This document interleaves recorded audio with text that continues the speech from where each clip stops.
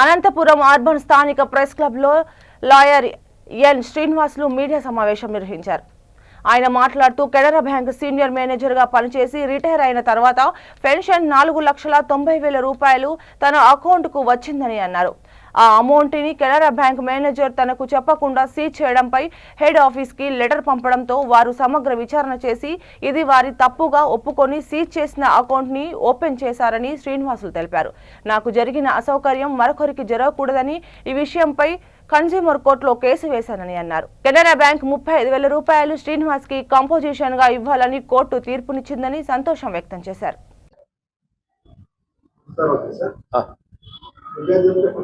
నా పేరు ఎన్ శ్రీనివాసులు.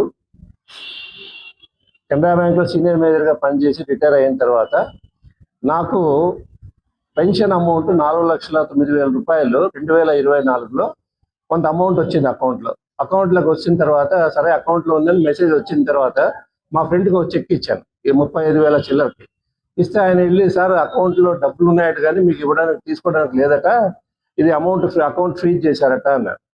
నేను వెళ్ళి బ్యాంక్ చీఫ్ మేనేజర్ అడిగాను, ఏమంటే నాకు తెలియదండి హెడ్ ఆఫీస్ వాళ్ళు చెప్పారు చేసామని చెప్పాను. సరే హెడ్ ఆఫీస్ మెయిల్ పెట్టారు, మెయిల్ పెడితే మెయిల్ రిప్లై ఇవ్వాల. ఇంకా అందుకని నేనేం చేయాలని చెప్పి ఆర్టీఐ యాక్ట్ కింద అడిగితే ఆర్టీఐ యాక్ట్ కింద వాళ్ళు ఏం చెప్పారంటే అవును ఇలాగ చేయడం నిజమే అని చెప్పి బ్యాంక్ మేనేజర్కి ఏం చెప్పారంటే అది మీరు తప్పుగా పెట్టారు, మీరు ఇమ్మీడియట్గా దాన్ని తీసేయండి అని చెప్పి అన్నారు. 11 రోజుల తర్వాత అది ఫ్రీజింగ్ తీసిన తర్వాత దానిలో ఒప్పుకున్నారు వాళ్ళు, మేము ఇట్లా ఫ్రీజ్ చేయడం నిజమే, అది పొరపాటున జరిగింది అది ఇది అని చెప్పి.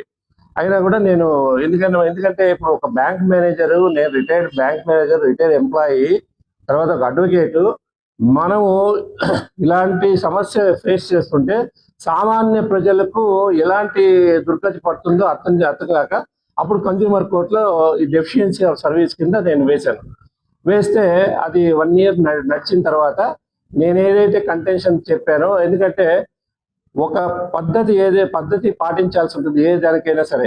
సో ఇలాగ అకౌంట్ ఫ్రీజ్ చేయాలంటే 2 కారణాలు చూపించాలి. ఒకటి, వాళ్ళకి గవర్నమెంట్ ఏజెన్సీస్ దగ్గర నుంచి ఏదైనా అటాచ్మెంట్ ఆర్డర్ అయినా ఉండాలా, లేదా వాళ్ళ దగ్గర ఏదైనా బాకీ అయినా ఉండాలి. ఆ 2 విషయాలు కాకుండా ఏది చేయడానికి లేదు.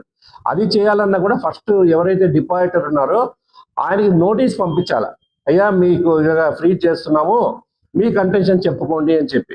అలాంటి ఏదీ లేకుండా మన డబ్బులు వాళ్ళ దగ్గర ఉన్నాయి కాబట్టి ఏం చేస్తారో చేసుకోండి అన్నట్టు వాళ్ళు ఫ్రీజ్ చేసిన తర్వాత మేము కన్స్యూమర్ కోర్టులో 144/2024 ఈ కేసు నంబర్ వేసిన తర్వాత 1 ఇయర్ 1 ఇయర్ లోపల ఈ వాద ప్రతివాదులన్నీ విన్న తర్వాత మేము ఏదైతే రిక్వెస్ట్ చేసామో, మేము ఏదైతే ఆర్గ్యుమెంట్ చేసామో అది కరెక్ట్ అని చెప్పి మాకు అనుకూలంగా బ్యాంకు వాళ్ళని 35,000 రూపాయలు, దానిలో 30,000 రూపాయలు ఆయనకు నాకు ఇబ్బంది కలిగించినందుకు 5,000 రూపాయలు లాయర్ ఖర్చు కింద 35,000 రూపాయలు అవార్డు చేయడం జరిగింది.